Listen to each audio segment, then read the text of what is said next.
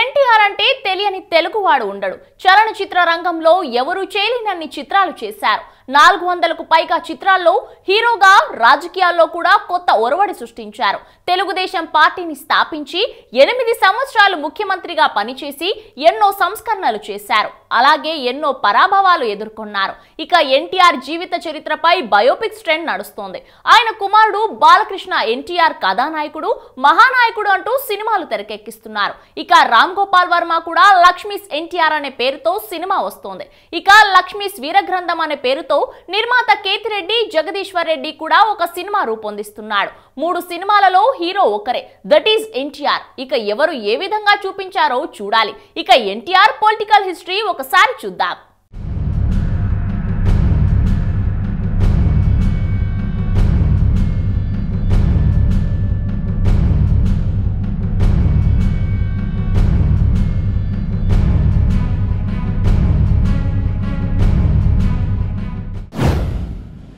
ఆంధ్రప్రదేశ్లో అధికారానికొచ్చిన కాంగ్రెస్ పార్టీ అంతర్గత కుమ్ములాటల వల్ల అపకీర్తి పాలైంది. తరచూ ముఖ్యమంత్రులు మారుతూ ఉండేవారు. 5 ఏళ్ల కాలంలో 4 ముఖ్యమంత్రులు మారారు. ముఖ్యమంత్రిని ఢిల్లీలో నిర్ణయించి రాష్ట్రంలో శాసనసభ్యుల చేత నామకార్థం ఎన్నిక చేయించేవారు. ఈ పరిస్థితి కాంగ్రెస్ ను కష్టాల్లోకి నెట్టింది. 1981లో ఊటీలో చిత్రం షూటింగ్ విరామ సమయంలో ఒక విలేకరి, మీకింకో 6 నెలల్లో 60 సంవత్సరాలు నిండుతున్నాయి కదా, మరి మీ జీవితానికి సంబంధించి ఏదైనా నిర్ణయం తీసుకుంటున్నారా అని అడిగారు. దానికి జవాబుగా, నేను నిమ్మకూరు అనే చిన్న గ్రామంలో పుట్టాను. తెలుగు ప్రజలు నన్ను ఎంతగానో ఆదరించారు. వారికి నేనెంతో రుణపడి ఉన్నాను. కాబట్టి నా తరువాతి పుట్టినరోజు నుంచి నా వంతుగా ప్రతి నెలలో 15 రోజులు తెలుగు ప్రజల సేవ కోసం కేటాయిస్తానని చెప్పారు. ఆయన చేయబోయే రాజకీయ ప్రయాణానికి అది మొదటి సంకేతం. పార్టీ పెట్టాలని నిర్ణయం తీసుకున్నాక అగ్రిమెంట్ చేసిన సినిమాలను త్వరితగతిన ముగించారు. తెలుగుదేశం పార్టీని 1982 మార్చి 29 సాయంత్రం 2:30 కొత్త పార్టీ ప్రారంభించారు. అప్పటి వరకు రాష్ట్రాన్ని ఏకపక్షంగా పాలిస్తున్న కాంగ్రెస్ పార్టీకి ప్రత్యామ్నాయంగా ఒక ప్రాంతీయ పార్టీ ఉండాలనే ఆశయంతో స్థాపించారు.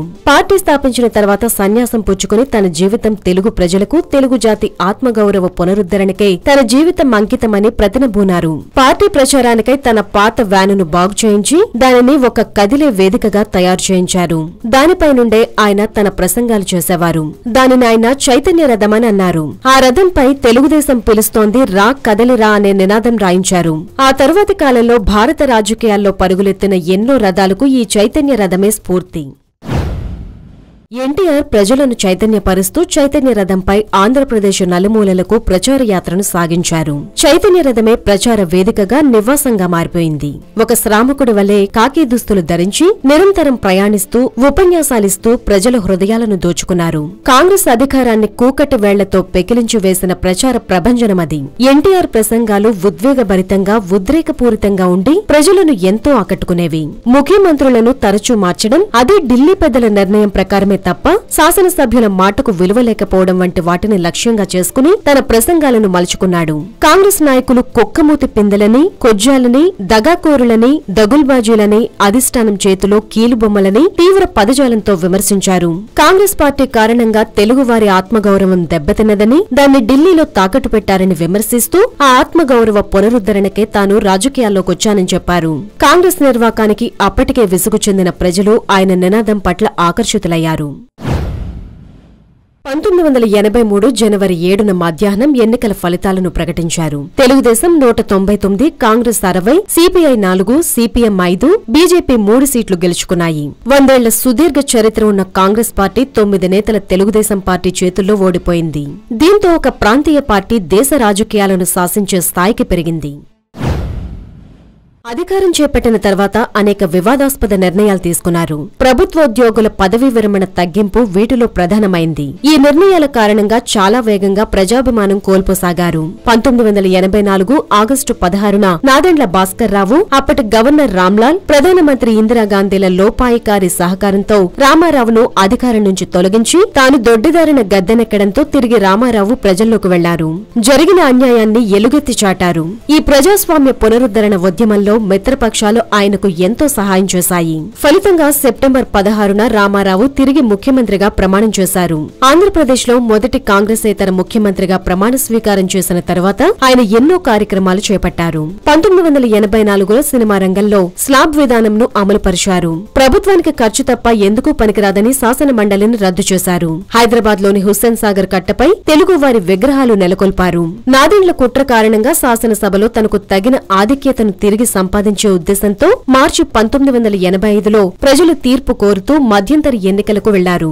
ఆ ఎన్నికల్లో 202 స్థానాల్లో గెలిచి తిరిగి అధికారంలోకొచ్చారు. 1985-89 మధ్య కాలంలో తన ఏకస్వామ్య పాలన వల్ల ఎన్టీఆర్ ఎంతో అప్రదిష్ట పాలయ్యారు. పార్టీలోనూ ప్రభుత్వంలోనూ అన్ని తానే అయి నడిపించారు. 1989లో ఎన్నికలకు కొద్ది నెలల ముందు మొత్తం మంత్రివర్గాన్ని ఏకపక్షంగా రద్దుపరిచి కొత్త మంత్రుల్ని తీసుకున్నారు. ఈ కాలంలో జరిగిన కొన్ని కుల ఘర్షణలు కూడా ప్రభుత్వ ప్రతిష్టను దెబ్బతీశాయి. 1989 ఎన్నికల్లో ఇది తీవ్ర ప్రభావం చూపింది. కాంగ్రెస్ తెలుగుదేశాన్ని చిత్తుగా ఓడించి తిరిగి అధికారంలోకొచ్చింది. ఎన్నికల్లో ఓడిపోయినా భారతదేశంలోని ప్రాంతీయ పార్టీలన్నింటినీ కమ్యూనిస్టులతో కలిపి కాంగ్రెస్ కు ప్రత్యామ్నాయంగా నేషనల్ ఫ్రంట్ అనే ఒక సంకీర్ణాన్ని ఏర్పాటు చేయడంలో ఎన్టీఆర్ విజయం సాధించారు. ఇక 1989-94 మధ్యకాలం ఎన్టీఆర్ రాజకీయ చరిత్రలో అత్యంత నిమ్నదశగా చెప్పొచ్చు. ప్రతిపక్ష నాయకుడిగా శాసనసభలో అధికార కాంగ్రెస్ పార్టీ చేతిలో అవమానాలు పొందారు. శాసనసభలో అధికార ప్రతిపక్ష పార్టీల మధ్య ఘర్షణ ఏ స్థాయిలో ఉండేదంటే ఈ కాలంలో ప్రతిపక్ష తెలుగుదేశం పార్టీ సభ్యులను 9 సార్లు సభ నుండి బహిష్కరించారు. ఈ కాలంలో 4 సినిమాల్లో నటించారు కూడా. 60 ఏళ్ల వయసులో భాగస్వామిని కోల్పోయి తీవ్ర సంకటంలో పడ్డారు. అప్పుడు కొడుకులు హరికృష్ణ, బాలకృష్ణ ఎవరూ చూసుకోవడానికి ముందుకు రాకపోవడంతో ఆ వయసులో 1993లో లక్ష్మీపార్వతిని వివాహం చేసుకుని విమర్శల పాలయ్యారు. ఎవరేమన్నా తనను చూసుకోవడానికి వివాహం చేసుకున్నానని తెలిపారు. రామారావు వ్యక్తిగత జీవితంలో ఇదో కీలకమైన మలుపు. ఆయన వ్యక్తిగత జీవితం, కుటుంబ సభ్యులతో ఆయన సంబంధాలపై ఈ పెళ్లి కారణంగా నీడలు కమ్ముకున్నట్లు కనిపించాయి. అయితే ఆయన రెండవ భార్య లక్ష్మీపార్వతి పార్టీ, ప్రభుత్వ విషయాల్లో విపరీతంగా కలుగజేసుకోవడం వల్ల ఆయన చాలా సమస్యలు ఎదుర్కోవాల్సి వచ్చింది. పార్టీలో ప్రముఖులు అభద్రతాభావాన్ని ఎదుర్కొన్నారు. 1994 ఎన్నికల్లో తెలుగుదేశం పార్టీ మళ్లీ విజయం సాధించి ఎన్టీ రామారావు ముఖ్యమంత్రి అయ్యారు. తెలుగుదేశం పార్టీలో ఎన్టీఆర్ భార్య లక్ష్మీపార్వతి జోక్యం పెరగడంతో పార్టీ వ్యవస్థాపకుడైన మామపై తిరుగుబాటు చేశారు. 1994లో ఎన్టీఆర్ గుండె చికిత్స కోసం అమెరికాకు వెళ్లినప్పుడు ఈ ఉపద్రవాన్ని తిప్పికొట్టడానికి చంద్రబాబు రంగప్రవేశం చేశారు. దీనికి మూలం వైస్రాయ్ హోటల్. తన తెలుగుదేశం శాసనసభ్యుల మద్దతును కూడగట్టుకుని ఆ హోటల్లో క్యాంపు రాజకీయాలకు ఆద్యం పోశాడు. ఎన్టీఆర్ ను అధికారం నుంచి దించి అతను 1995 సెప్టెంబర్ 1న ముఖ్యమంత్రి పీఠమెక్కారు. 160 మంది ఎమ్మెల్యేలు ఎన్టీఆర్ పై అవిశ్వాసం ప్రకటించడంతో ఆయన స్థానంలో చంద్రబాబు నాయుడు ముఖ్యమంత్రి అయ్యారు. అతని రాజకీయ చాతుర్యం దేశ రాజకీయాల్లోనే సంచలనం కలిగించింది. దీనిపై చివరకు ఎన్టీఆర్ అసెంబ్లీలో మాట్లాడే హక్కు కూడా ఆనాటి స్పీకర్ యనమల రామకృష్ణుడు అవకాశం ఇవ్వలేదు. ఈ విధంగా పదవోచ్యుతుడైన ఎన్టీఆర్ అప్పట్లోనే చంద్రబాబు మీద బలంగా ఆరోపణలు చేశారు.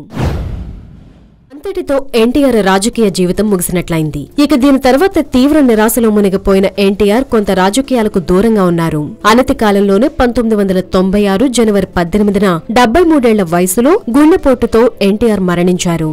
ఈయన మరణంతో తెలుగు జాతి ఒక గొప్ప నాయకుణ్ణి కోల్పోయింది. ఇక ఈ నెలలో రానున్న ఈ బయోపిక్స్ వలన ఎన్టీఆర్ చరిత్ర ఈ తరం వారికి తెలియబోతుందని తెలుగు ప్రజలు సంతోషిస్తున్నారు.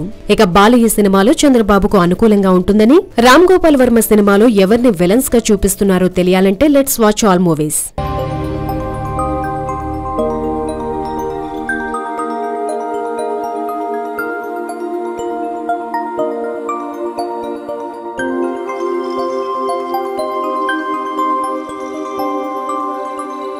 ఈ వీడియో గనుక మీకు నచ్చినట్లయితే లైక్ చేయండి, షేర్ చేయండి అండ్ సబ్స్క్రైబ్ చేయండి.